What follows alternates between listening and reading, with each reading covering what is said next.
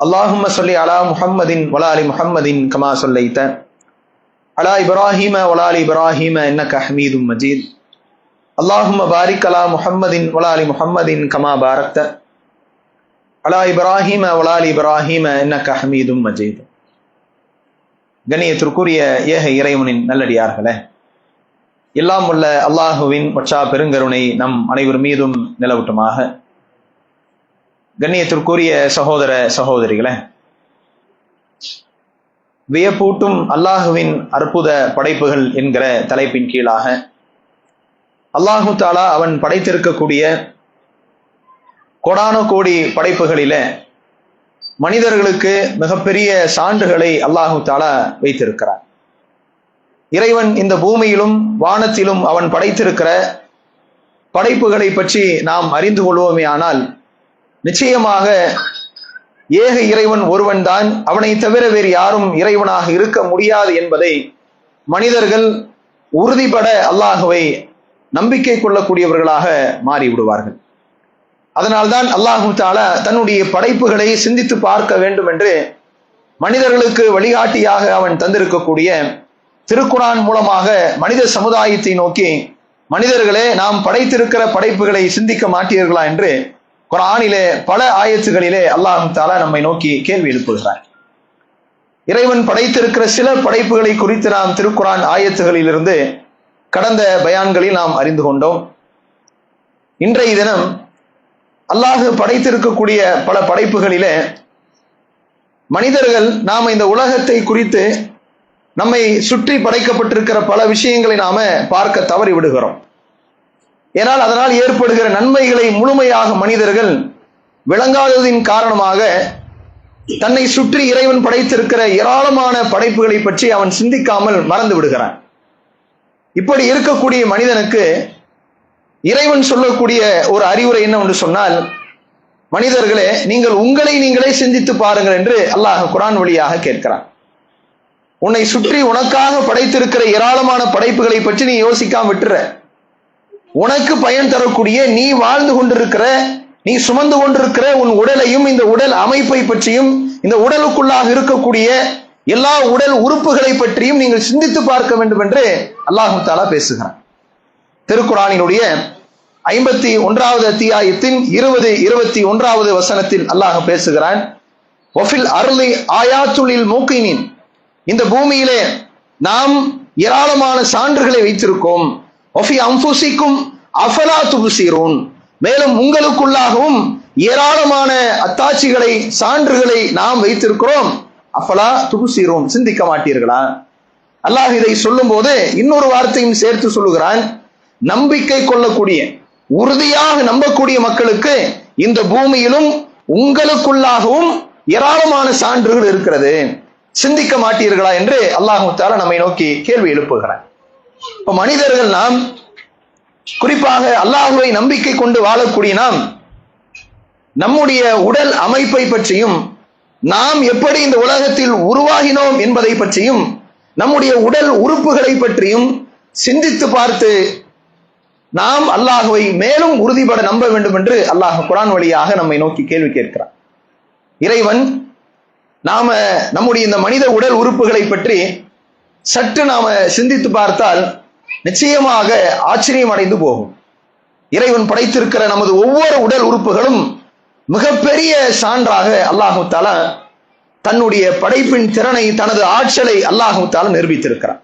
அதனால்தான் அல்லாஹ் நம்மை நோக்கி கேள்வி கேட்கிறான். மனிதர்களே, உங்களை நீங்களே சிந்தித்து பாருங்கள், உங்களுக்குள்ளாக சிந்தித்து பாருங்கள் என்று அல்லாஹ் கேட்கிறார். அதுல ரொம்ப முக்கியமாக மனிதர்கள் நாம எப்படி உருவாகினோம், மனிதனுடைய ஆரம்ப புள்ளி எங்கிருந்து வந்தது, அதை அல்லாஹ் குர்ஆனிலே பல இடங்களில் சிந்திக்க சொல்கிறார். நாம் சிந்திக்க வேண்டிய நம்முடைய உடல் உறுப்புகள் பல விஷயங்கள் இருக்கின்றன. அதுல குர்ஆனின் இன்னும் பல இடங்கள்ல மனிதன் எப்படி ஆரம்பத்தில் அவன் பிறக்கிறான், எப்படி அவன் உருவாகினான், அதை நீங்கள் சிந்திக்க வேண்டும் என்று அல்லாஹ் குர்ஆனிலே கேட்கிறான். திருமறை குர்ஆனினுடைய 36வது அத்தியாயத்தின் 77வது வசனத்தில் அல்லாஹ் பேசுகிறான். அவலம் எரல் இன்சான், மனிதர்கள் அவர்கள் சிந்தித்து பார்க்க மாட்டார்களா, யோசித்து பார்க்க மாட்டார்களா? அன்னா ஹலக்னாஹு மின் நுத்ஃபத்தின், அவர்களை நாம் விந்து துளியிலிருந்து படைத்தோம். ஆனால் அவர்களோ இப்போது பகிரங்கமாக தர்க்கம் செய்து கொண்டிருக்கிறார்கள். எல்லாம் தெரிந்த அறிவாளை போல, எல்லாம் தெரிந்தவனை போல இன்றைக்கு மனிதர்களோ அவர்கள் அதிகமாக தேவையற்ற விவாதங்களை செய்து கொண்டிருக்கிறார்கள் என்று அல்லாஹ் தஆலா பேசுகிறார். இதுல இறைவன் எதை நம்மை சிந்திக்குமாறு அல்லாஹ் சொல்லுகிறான்? மனிதர்களே, நீங்கள் விந்து துளியிலிருந்து தான் படைக்கப்பட்டீர்கள். இதை நீங்கள் யோசித்து பார்த்தீர்களா? இதை நீங்கள் சிந்தித்து பார்த்தீர்களா? எல்லாம் தெரிந்த மனிதர்களைப் போல இன்றைக்கு பலர் பகிரங்கமாக அவர்கள் தர்க்கம் செய்து கொண்டிருக்கிறார்கள் என்று மனிதனுடைய ஆரம்ப புள்ளியை அல்லாஹ் தஆலா சிந்திக்குமாறு நம்மை இறைவன் இந்த வசனத்தின் வழியாக மனித சமுதாயத்தை அழைப்பு கொடுக்கிறார். அப்ப நாம முஸ்லிம்கள் அல்லாஹுவை நம்பிக்கை கொண்டிருக்கிற நாம் ஒவ்வொருவரும் நம்முடைய துவக்கம் எங்கிருந்து ஆரம்பித்தது? அல்லாஹ் சொல்வதை போல ஒரு விந்து துளியாக, அற்பமான ஒரு நீராக அதிலிருந்து தான் இன்றைக்கு உலகம் முழுவதும் கோடான கோடி மனித இனம் இன்றைக்கு பல்கி பெருகி இருக்கிறது. இதை அல்லாஹ் இன்னும் குர்ஆனிலே விரிவாக பல இடங்களிலே பேசுகிறான். 80வது அத்தியாயத்தின் 17வது வசனத்திலும் அதற்கு அடுத்த 18, 19வது வசனத்திலும் அல்லாஹ் பேசுகிறான். குத்திலல் இன்சான், மனிதன் சபிக்கப்பட்டு விட்டான். மா அக்ஃபரா, எப்படி அவன் எவ்வளவு நன்றி கெட்டவனாக இருக்கிறான். அல்லாஹ் இப்படிதான் கேள்வி கேட்கிறான். மனிதர்கள் சபிக்கப்பட்டு இவர்கள் நன்றி கெட்டவர்களாக எவ்வளவு மோசமான நிலையில இந்த மனிதன் இருக்கிறான் சொல்லிவிட்டு அல்லாஹ் கேட்கிறான், மின் ஐயி ஷையின் ஹலகா, மனிதர்கள் எதிலிருந்து இவர்கள் படைக்கப்பட்டார்கள் யோசித்து பார்த்தார்களா? எங்கிருந்து இவர்கள் வந்தார்கள் யோசித்து பார்த்தார்களா? மின் நுத்ஃபத்தின் ஹலகஹு ஃபகத்தரா, அற்பமான விந்து துளியிலிருந்து நாம் அவர்களை படைத்து அவர்களை நாம் சீராக்கினோம். கராரின் மக்கீன், குர்ஆனினுடைய 23வது அத்தியாயத்தின் 13வது வசனத்தில் அல்லாஹ் பேசுகிறான். மனிதர்கள் ஒரு குறிப்பிட்ட பாதுகாப்பான இடத்தில் இருந்து அந்த விந்து துளியை அல்லாஹ் உண்டாக்கி, சாதாரணமான ஒரு சிறிய விந்து துளி என்கிற மனிதர்களுக்கு இறைவன் கொடுத்திருக்கக்கூடிய, ஆண்களுக்கு இறைவன் கொடுத்திருக்கக்கூடிய அதிலிருந்து இறைவன் மனிதர்களை உண்டாக்குகிறான். ஒரு தாயினுடைய வயிற்றிலே கருமுட்டையில் அதை சேர்க்க வைத்து அதன் மூலமாக மிகப்பெரிய மனித உருவத்தையும் அந்த உடலுக்குள்ளாக தேவையான எல்லா உடல் உறுப்புகளையும் இறைவன் தான் படைத்ததாக அல்லாஹ் இதை சிந்திக்குமாறு குர்ஆன் வழியாக நம்மை கேள்வி கேட்கிறான். அதை நாம சிந்தித்து பார்த்தால் பிரமித்து போகும். சாதாரண ஒரு விந்து துளி அது கருமுட்டையிலே போய் சேர்ந்து அது அந்த கருமுட்டையிலிருந்து பல வகையான வடிவத்திற்கு பிறகு குழந்தையாக நாம வெளியே பிறக்கிறோம். அந்த படித்தரத்தை எப்படி மனுஷன் விந்திலிருந்து கருமுட்டையிலிருந்து எப்படி அவன் உருவாகிறான் என்பதையும் அல்லாஹ் குர்ஆனில் விளக்குகிறான். திருமறை குர்ஆனினுடைய 23வது அத்தியாயத்தினுடைய 14வது வசனத்தை அல்லாஹ் பேசுகிறான். சும்மா ஹலக்னன் நுத்ஃபத அலகா, பிறகு மனிதர்களை நாம் விந்து துளியிலிருந்து சூழ் கொண்ட கருமுட்டையாக ஆக்கினோம். ஃபஹலக்னல் அலகத முஹ்கா, பிறகு அந்த சூழ் கொண்ட கருமுட்டையை ஒரு சதை துண்டாக மாற்றினோம்.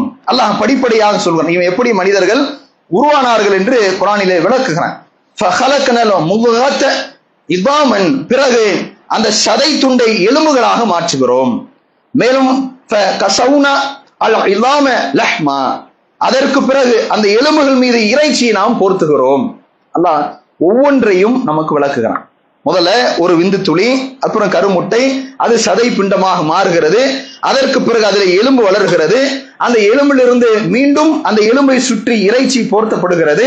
இப்படி ஒவ்வொன்றாக ஒவ்வொரு படித்தரமாக உருவாகி சும்ம அன்ஷஅனாஹு ஹல்கன் ஆகர், அதற்கு பிறகு அவனை வேறு ஒரு படைப்பாக மாற்றுகிறோம்.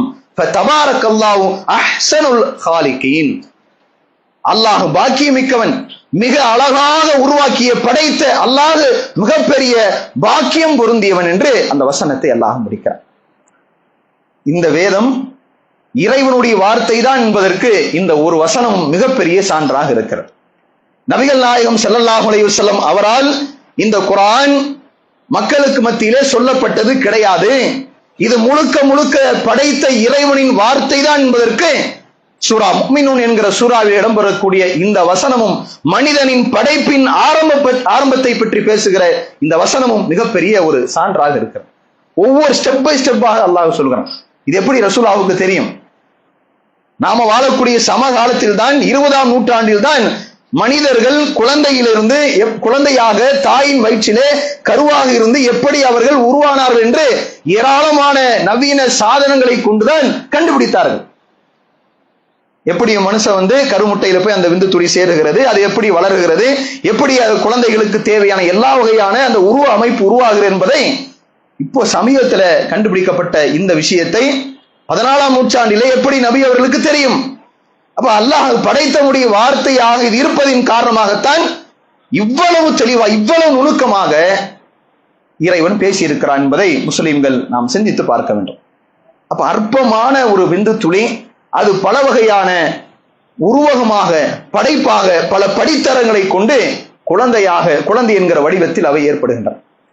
ஒரே ஒரு செல் தான் முதல்ல உற்பத்தி ஆகுது. மனிதர்கள் நம்ம தாயினுடைய வயிற்றிலே கருவாக இருக்கும்போது ஒரே ஒரு செல் தான் முதல்ல உற்பத்தி ஆகும். அதற்கு பிறகு ஒவ்வொரு செல் பல செல்களாக மாறுகிறது. எப்படி கையை உருவாக்கணுமா, கைக்கு எவ்வளவு செல் தேவைப்படும் அது உருவாகிறது. விரல் உருவாகணுமா, அந்த விரலுக்கு எத்தனை செல்கள் வேணும் அது உருவாகிறது. எல்லாம் எங்க நடக்குது? தாயினுடைய கருவறைக்குள்ளாக வயிற்றுக்குள்ளாக அந்த கருமுட்டைக்குள்ளாக அடுத்தடுத்த கட்ட வளர்ச்சியில ஒவ்வொன்றாக செல்கள் உடல் உறுப்புகளுக்கு தேவையான வளர்ச்சியை அவை அடுத்தடுத்து நகர்த்தி கொண்டே இருக்கின்றன. இது எப்படி நடக்கிறது? தானாக அவை உருவாகின்றனவா? இறைவன் அவனுடைய கட்டளையின் அடிப்படையில் தான் மனித உடல் உறுப்புகளுக்கு தேவையான எல்லா மூல ஆதாரங்களும் தாயினுடைய வயிற்றிலே படைக்கப்பட்டு விட்டன. இதயம் உட்பட, மூளை உட்பட. மூளைதான் கிட்டத்தட்ட பல லட்சக்கணக்கான செல்களை கொண்டு அல்லாஹ் உருவாக்குகிறான். இந்த மூளையும் கூட தாயினுடைய கருவிலே இருக்கும் போதே அல்லாஹ் வடிவமைத்து விட்டார். வெளியே வந்த பிறகு மனிதனின் உயரம் வளருகிறது, மனிதனின் புரிதல் வளருகிறது, மனிதனின் அவனுடைய உயரத்திற்கு ஏற்ப உடல் பாகங்கள் வளர்கிறதே தவிர மற்ற அத்தனைக்குமான அடிப்படை தாயினுடைய வயிற்றுக்குள்ளாக அல்லாஹ் உண்டாக்கி விடுகிறான். இப்பேற்பட்ட படைப்பாளன் அல்லாஹ் தான் குர்ஆன்ல கேட்கிறான், ஒஃபி அன்ஃபுசிக்கும் அஃபலா துப்சிரூன், உங்களுக்குள்ளாக எவ்வளவு பெரிய அத்தாட்சிகளை நாம் வைத்திருக்கிறோம், சிந்தித்து பார்க்க மாட்டீர்கள். ஒன்ன சிந்திச்சு பார்ப்பா, வானத்தை பூமி நீ சிந்திக்க மாட்ட, இறைவன் இறக்கக்கூடிய மலையை நீ சிந்திக்க மாட்ட, உனக்குள்ளாக எவ்வளவு பெரிய சான்றுகளை நான் வைத்திருக்கிறேன், உன்னை கூட நீ சிந்தித்து பார்க்க மாட்டாயா? உறுதியாக நம்பக்கூடியவர்களுக்கு இந்த பூமியிலும் தங்களுக்குள்ளாகவும் இறைவன் ஏராளமான சான்றுகளை அவன் வைத்திருக்கிறான், சிந்தித்து பாருங்கள் என்று தன்னை நம்பக்கூடிய மக்களுக்கும் மனிதர்களுக்கும் அல்லாஹ் இந்த வசனத்தின் வழியாக மனித படைப்பின் உருவாக்கத்தை சிந்திக்குமாறு சொல்கிறான். யோசித்து பார்த்தால் பிரமித்து போகிறோம். குறிப்பிட்ட காலம் 9 மாதம் 10 மாதம் காலம் தாயினுடைய வயிற்றிலே அல்லாஹ் மிகப்பெரிய பாதுகாப்பு ஏற்பாடை செய்கிறான். 3 வகையான இருள்களை இறைவன் நாம் ஏற்படுத்தியிருக்கோம் என்று சொல்கிறான். தாயினுடைய கருவுக்குள்ளாக அந்த குழந்தைக்கு 3 வகையான ஏற்பாடு. அந்த குழந்தையினுடைய உடல் பாகங்கள் வளர்ந்த பிறகு உணவு தேவைப்படுகிறது. எப்படி உணவு கொடுக்கப்படுகிறது? குழந்தையினுடைய அந்த வயிற்று பகுதி தாயினுடைய வயிற்று பகுதியோடு ஒன்றாக ஒன்று ஒட்டி கொண்டு அதன் வழியாக தாயினுடைய வயிற்றின் வழியாக அந்த குழந்தையினுடைய தொப்புள் கொடி வழியாக அல்லாஹ் தஆலா உணவை தருகிறான். இப்பேற்பட்ட படைப்பாளன் அல்லாஹ் இதைதான் மனிதர்களை சிந்திக்குமாறும் இந்த குழந்தைகள் எப்படி மனிதன் நீ உருவாக்கப்பட்டாய் என்பதை சிந்தித்து பார்க்க வேண்டும் என்று குர்ஆன் வழியாக நம்மை கேட்கிறான். அல்லாஹ் சொல்லுகிறான், லக்கத் ஹலக்னல் இன்சான ஃபி அஹ்ஸனி தக்வீம், இந்த மனிதர்களை நாம் மிக சிறந்த அழகான தோற்றத்தில் படைத்திருக்கிறோம். அல்லாஹ் ஏனோ தானே நம்மளை படைக்கல.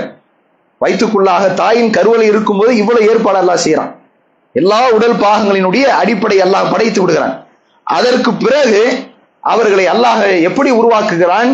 சீராக ரொம்ப அழகான ஒரு படைப்பாக மனிதர்களை இறைவன் நாம் படைத்தோம் என்று சொல்கிறான்.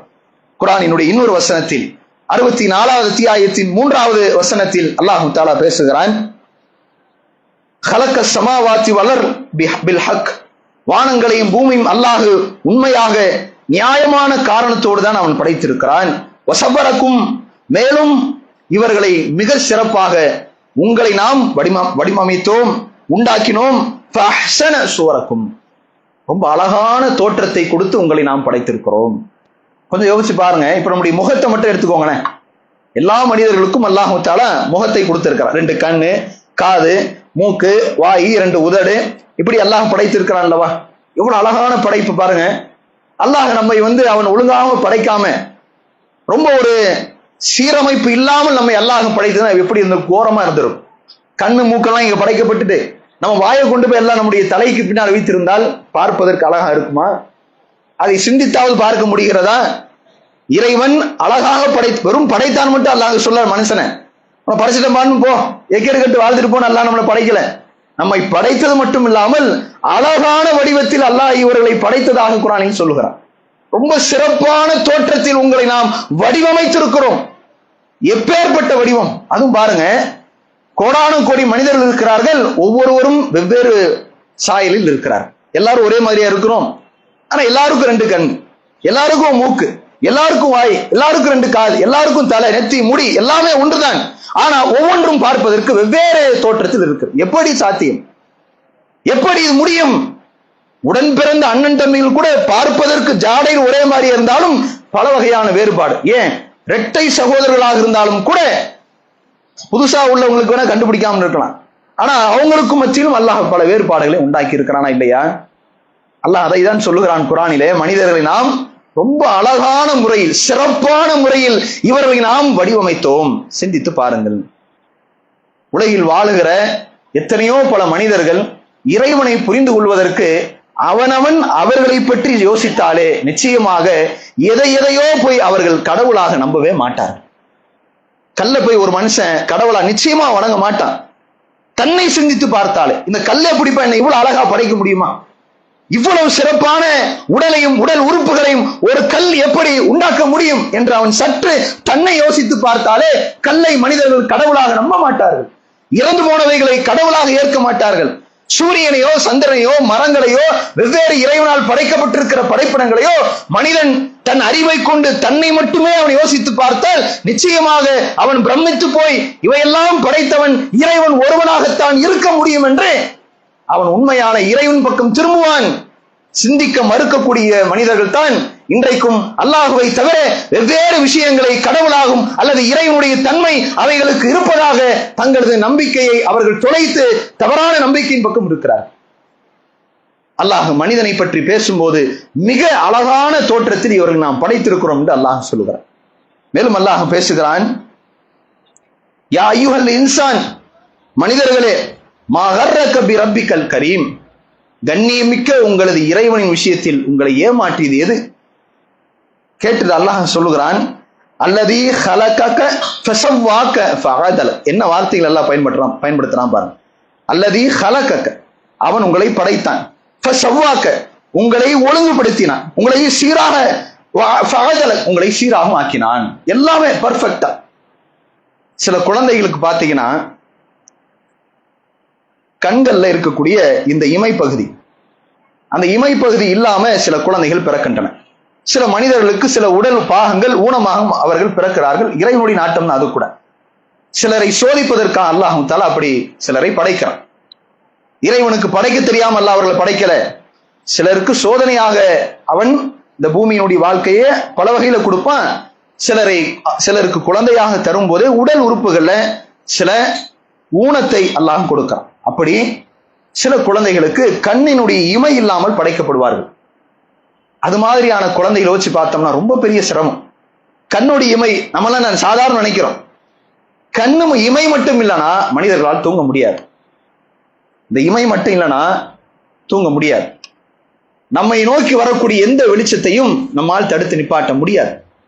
அது மட்டுமல்ல, கண்ணுக்குள்ளாக பல வகையான பூச்சிகளும் தூசிகளும் கண்ணுக்கு ஆபத்து ஏற்படுத்துகிற ஏராளமான புற படைப்புகளால் ஏற்படுகிற அந்த பாதிப்புகளிலிருந்து நமது கண்களை பாதுகாக்கக்கூடிய மிகப்பெரிய ஏற்பாடுதான் இந்த சிறிய இறைவனுடைய படைப்பாக இருக்கக்கூடிய கண் இமைகள்.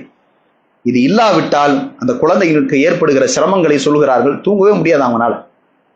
கொஞ்சம் கற்பனை பண்ணி பாருங்க. அப்படியே எப்பவுமே முழிச்சுட்டே இருப்பாங்க. எப்படி தூங்க முடியும்? அதனால எத்தனையோ வகையான அறுவை சிகிச்சை எல்லாம் செஞ்சு பார்க்கிறாங்க. மனிதனுடைய வேற உடல் பாகம் சதையில எடுத்து கட் பண்ணி இந்த கண்ணுக்கு இமைக்கு தேவைய அளவுக்கான அந்த சதையை வைத்தெல்லாம் என்ன பண்றாங்க, கண்டுபிடிச்சு சில குழந்தைகள் ஆபரேஷன் தான் பண்றாங்க.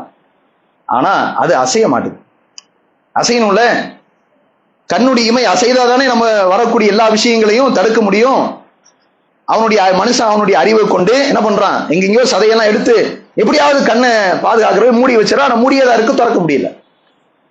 ஒரு சிறிய சதை இறைவன் அவன் படைத்ததில் ஏற்படுகிற அந்த நன்மை மனிதனால் உண்டாக்கவே முடியாது என்பதற்கு இந்த கண் இமையும் மிகப்பெரிய சான்று.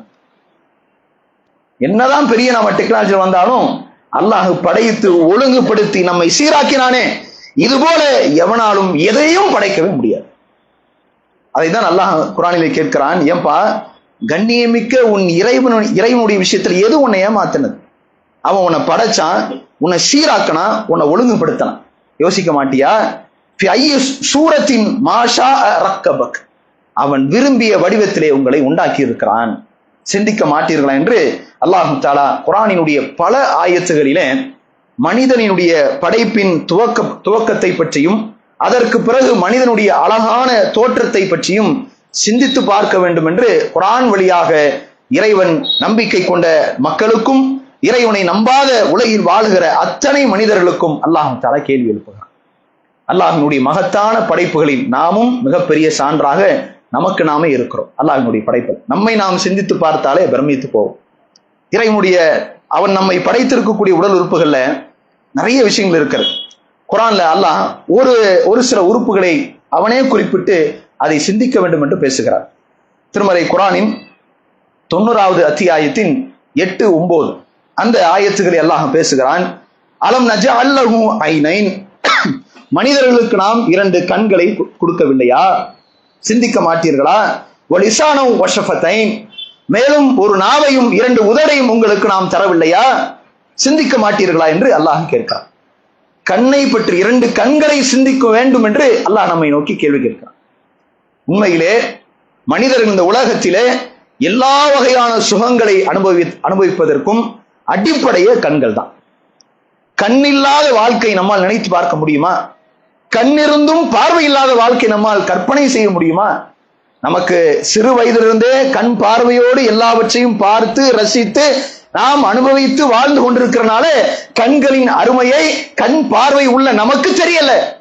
பார்வை இல்லாத பிறவி குருடர்களாக இருக்கிற அந்த மக்கள்கிட்ட போய் நீங்க கேட்டுப்பாங்க. அவங்களுடைய வாழ்க்கையில் அவர்கள் அனுபவிக்கிற கஷ்டங்கள் சொல்ல முடியாது. பிறந்தது முதல் இருட்டு தான் அவங்களுடைய வாழ்க்கை. எந்த ஒன்றையும் அவங்களால பார்க்க முடியல, ரசிக்க முடியல. கண் இல்லாம அவர்கள் படுகிற வேதனை அவர்கள் சொல்லுவார்கள். அல்லாஹ் தஆலா நம்மை நோக்கி இந்த கேள்வி கேட்கிறான். அலம் நஜஅல் லஹு ஐனைன், அல்லாஹ் உங்களுக்கு 2 கண்களை அவன் படைக்கவில்லையா? சிந்திக்க மாட்டீர்களா என்று அல்லாஹ் கேட்கிறான். ஆனா இன்றைக்கு அதிகமான மனிதர்கள் பல பாவங்களை அல்லாஹ் கொடுத்திருக்கிற மிகப்பெரிய பாக்கியமான ஞாமத்தான இந்த கண்களை கொண்டுதான் செய்து கொண்டிருக்கிறார். எல்லா பெரும் பாவங்களுக்கும் கண்கள் தான் காரணமாக இருக்கிறது.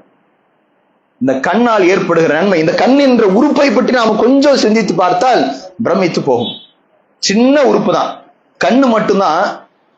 குழந்தையாக பிறந்தது முதல் மரணிக்கும் வரை வளரவே வளராது. கண்ணுடைய அந்த ஐபால்ஸ் இருக்குல்ல, நம்ம பிறந்தது முதல் மரணிக்கும் வரை, பிறக்கும் போது நம்முடைய கண்ணுடைய அந்த ஐபால்ஸ் இருக்குல்ல, அது எப்படி இருந்ததோ மரணிக்கும் போதும் அப்படிதான் இருக்கும். அது வளரவே வளராது. மற்ற உடல் உறுப்புகள் வளரும், ஆனால் கண்கள் மட்டும் வளராது. பிறக்கும் போது எல்லா வகையான ஏற்பாடையும் அல்லாஹ் செய்து விடுகிறான் கண்களுக்கு. கண்ல கருவிழி என்று ஒன்று இருக்கும், அதற்குள்ளாக மற்றும் சில விஷயங்கள் இருக்கிறது. முழுக்க 80% தண்ணீர் சத்தால் உருவாக்கப்பட்டவை இந்த கண்கள். அல்லாஹ் அந்த நீர் தன்மையோடு ஈரத்தன்மையோடு தான் நம்ம கண்ணை உண்டாக்கி இருக்கிறோம்.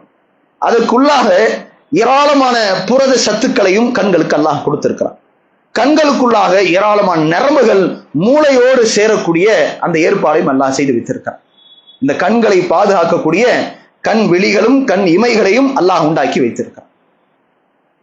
இந்த கண்ணை பற்றி பல செய்திகளை இன்றைக்கு கண்ணை பற்றி ஆராயக்கூடிய மருத்துவர்கள் சொல்கிறார்கள். நாம பார்க்கக்கூடிய எல்லா காட்சிகளும், நம்ம பார்க்கிறோம்ல, எல்லா காட்சிகளும் கண்களுக்கு தலைகீழாக தான் நம்ம போய் பதிவாகுமா. மூளை என்ன செய்யுமாத மனிதனுக்கு நாம் பார்க்கக்கூடிய எல்லா காட்சிகளையும் நேர்படுத்தி தருகிறது. உலகத்துல இப்படியாக நாம் உலகத்தில் பார்க்கக்கூடிய எல்லா விஷயங்களையும் கண்கள் அப்படி கிரகிக்கும். அதை மூளை நமக்கு சரியான தகவலாக கொண்டு வந்து சேர்க்கும். கண்கள் கிட்டத்தட்ட 10 மில்லியனுக்கு அதிகமான கலர், கிட்டத்தட்ட 10 கோடி, அவ்வளவு நிறங்களையும் தனித்தனியாக பிரிக்கக்கூடிய ஆற்றலை அல்லாஹ் நமது கண்களுக்கு கொடுத்திருக்கிறான். இன்னைக்கு நம்ம போன்ல இத்தனை மெகா பிக்சல் அத்தனை மெகா பிக்சல் கேமரான்னு சொல்றோம்ல, கண்களுக்கு அல்லாஹ் கொடுத்திருக்கக்கூடிய அந்த மெகா பிக்சல் மாதிரி எந்த படைப்பும் கிடையாது. அவ்வளவு தெளிவாக எதையும் பார்த்து தெளிவாக மனதிற்குள்ளாக மூளைக்குள்ளாக பதிவு செய்யக்கூடிய அந்த ஒரு ஆற்றலை இறைவன் அவன் படைத்திருக்கிற இந்த கண்களுக்கு தந்திருக்கிறான். சிறிய உறுப்பு தான், வெறுமனே நீர் கட்டி மாதிரி இருக்கு. ஆனா அதற்குள்ளாக அவன் வைத்திருக்கக்கூடிய ஏற்பாடுகள் ஏராளம். இன்னும் கண்களை பற்றி மருத்துவர்கள் ஆராய்ச்சி செய்து கொண்டே இருக்கிறார். எப்படி சாத்தியம்? வியந்து பார்க்கிறார்கள் மனிதர்களை, ஆனால் ஆராய்ச்சி செய்து முடியல இன்னும். அவ்வளவு விஷயங்களை ரப்புல் ஆலமீன் இந்த கண்களுக்குள்ளாக வைத்திருக்கிறான். இந்த கண் இல்லாவிட்டால் எல்லாமே நமக்கு இந்த உலக வாழ்க்கையில் மிகப்பெரிய இழப்பாக. பெற்ற தாயை பார்க்க முடியாது, நம்மை சுற்றி வாழ்கிற மனிதர்களை பார்க்க முடியாது, சுற்றி நடக்கக்கூடிய விஷயங்களை தெரிந்து கொள்ள முடியாது. எதுவுமே நம்மால் இந்த உலகத்தில் அனுபவிக்க முடியாது. நபிகள் நாயகம் ஸல்லல்லாஹு அலைஹி வஸல்லம் சொன்னார்கள், மனிதனுக்கு விருப்பமான இரண்டை அல்லாஹ் பறித்து கொண்டு அதன் மூலமாக அவன் சோதிக்கப்பட்டு அவன் பொறுமை காத்தால் அதற்கு பகரமாக அல்லாஹ் அவனுக்கு சொர்க்கத்தை தான் தருவான். என்ன இரண்டு? கண்களை நபிகள் நாயகம் ஸல்லல்லாஹு அலைஹி வஸல்லம் சொன்னான். வேற எந்த உடல் உறுப்புக்கும் இப்படி ரசூலுல்லாஹ் தனியா சொல்லல. சோதனை, எந்த சோதனை நாம் பொறுத்து கொண்டாலும் அதற்கு அல்லாஹ் நமக்கு சொர்க்கத்தை சவாபாக தருவான். ஆனா உடல் உறுப்புகள்ல மனிதனுக்கு ரொம்ப விருப்பமானது, உனக்கு கை வேணுமா கண்ணு வேணுமா கேட்ட நாம் என்ன சொல்லுவோம்? ஒரு நெருக்கடி ஏற்படுகிறது. உனக்கு கை வேணுமா இல்ல கண்ணு வேணுமா கேட்ட நாம் என்ன பதில் சொல்லுவோம்? கை போனா போட்டோம், ஒரு கை போனா இன்னொரு கை இருக்கு, அட்ஜஸ்ட் பண்ணிக்கலாம். கண்ணு முக்கியம்பா, கண்ணு இல்லாம வாழ முடியுமா? கால் வேணுமா கண்ணு இல்லாம வாழ முடியுமா? சொல்றோமா இல்லையா? அப்ப கண்ணினுடைய முக்கியத்துவத்தை மனிதர்கள் நாம் உணர்றோம். நபி அவர்கள் சொன்னார்கள், மனிதனுக்கு விருப்பமான இந்த இரண்டை அல்லாஹ் பறித்து அவனை சோதிக்கும் போது கூலியாக தருவான் என்று அல்லாஹ்வின் தூதர் ஸல்லல்லாஹு அலைஹி வஸல்லம் கண் என்கிற படைப்பினுடைய அவசியத்தை நமக்கு புரிய வைத்தார்கள். ஆனால் மனிதர்கள் கண்ணை பற்றி நாம சிந்திக்கல, எப்படி இந்த கண் செயல்படுகிறது என்பதை யோசிக்கல, இந்த கண் இல்லாவிட்டால் நம்முடைய உலக வாழ்க்கை எப்படி இருண்டு போகும் என்பதை யோசிக்கல, கண் இல்லாவிட்டால் நமக்கு எல்லா வகையான சுகங்களும் இல்லாமல் போகும் என்று எதையும் யோசிக்காத பல மனிதர்கள் இந்த கண்களை கொண்டே இறைவன் தடுத்திருக்கிற எல்லா பாவங்களையும் செய்ய துணிந்திருக்கிறார்கள். இறை நம்பிக்கையாளர்கள் அல்லாஹ்வினுடைய மகத்தான இந்த படைப்பை சிந்தித்து அல்லாஹ் குர்ஆனிலே கேட்கிறானே, நன்றி உள்ளவர்களா இருக்க மாட்டீர்களா? இறைவனுக்கு அவனுடைய படைப்பை உணர்ந்து நீங்கள் நன்றி உள்ள அடியார்கள் நடக்க மாட்டீர்கள் என்று அல்லாஹ் கேட்கிறானே, அப்படிப்பட்ட நல்ல சிறந்த அடியார்களாக நாம் மாற முயற்சி செய்ய வேண்டும். அதுதான் அல்லாஹ்வினுடைய எதிர்பார்ப்பு இந்த ஒவ்வொரு படைப்பின் மூலமாக.